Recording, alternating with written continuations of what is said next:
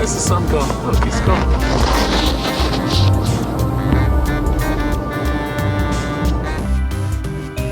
Right, this is a monument to the land struggle. Apparently after the First World War, a lot of the soldiers that had gone away returned to find that their crofts and what have you had been taken over, and the aim was to reduce the crofting population in Lewis and Harris and turn the whole thing into an industrial zone. Lord Leverhulme had bought the place, and he was going to really put it to work and bring factories in here and employment and all those sort of good things of the 20th century that everybody must have wanted.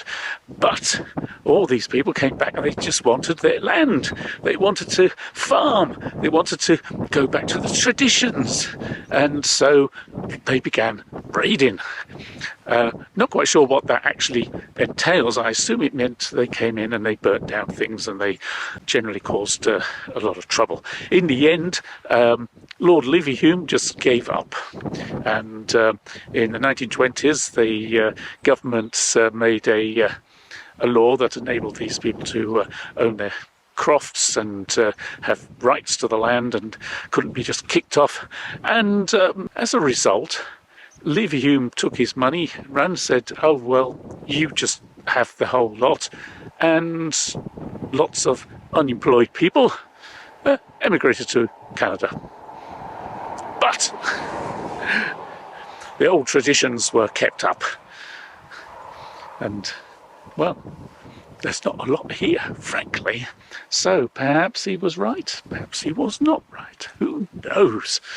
I think there's a debate about that. Certainly the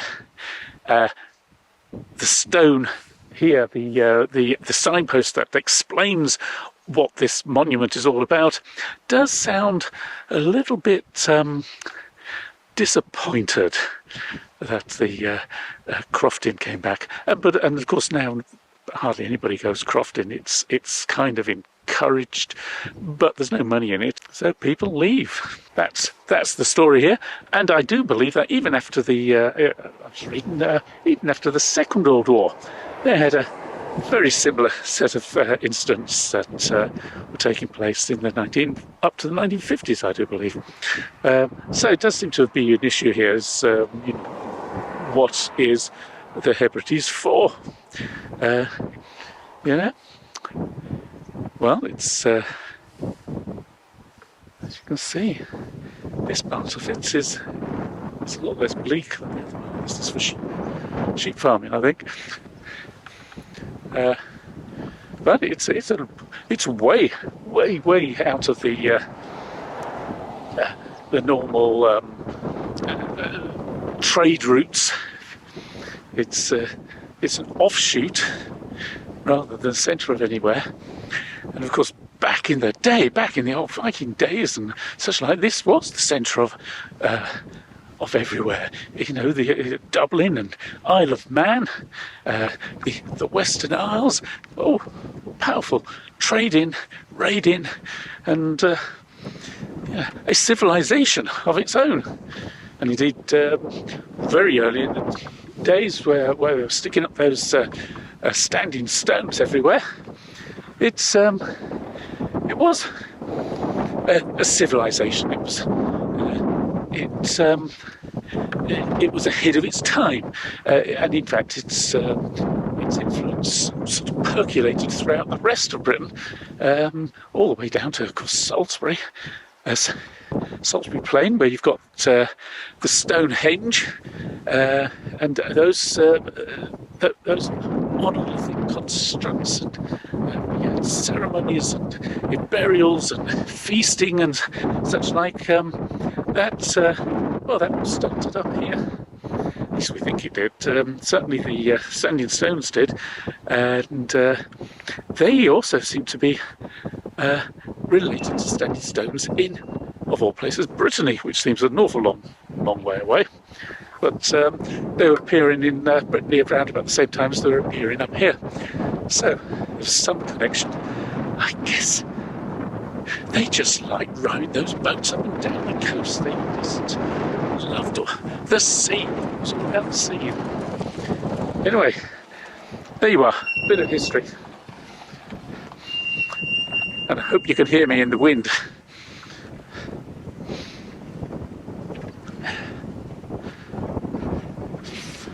Having a look at the First Water thing. Oh, what was that?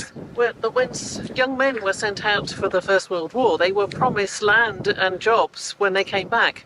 Oh, yes, that's right. And that was also part of why they were a bit miffed that their land had been taken and there were no jobs for them when they came back. Yeah. If you want to get a shot of some nice peaty water, just look down on the left side of the bridge there. You can see it all looks like a good brew of Yorkshire tea.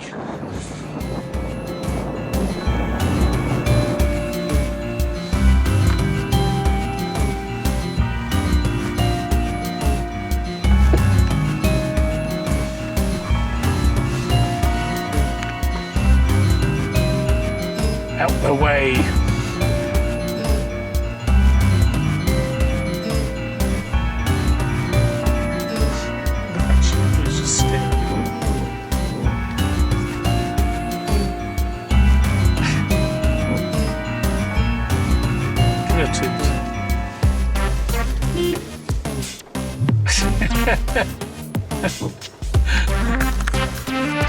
Go on.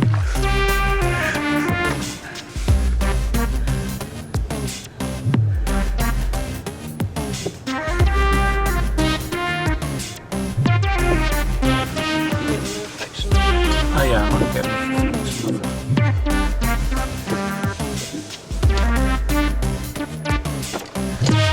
Let's chase them off.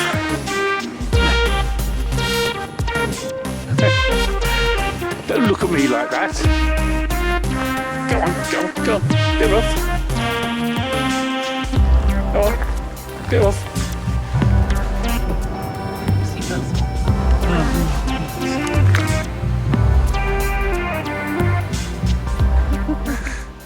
What's the story here, Helen? This is the bridge. This is the bridge to nowhere. And this was part of Lord Leverhulme's, what do we call it? Work program. Yes. To provide employment for the crofters who weren't able to make a living from crofting any longer. And he wanted to build a road up the east coast of the Isle of Lewis to join up the road down the west coast. So this was going to take people all the way up to the north to the butt of Lewis. So you'd have a circular road all the way around Lewis.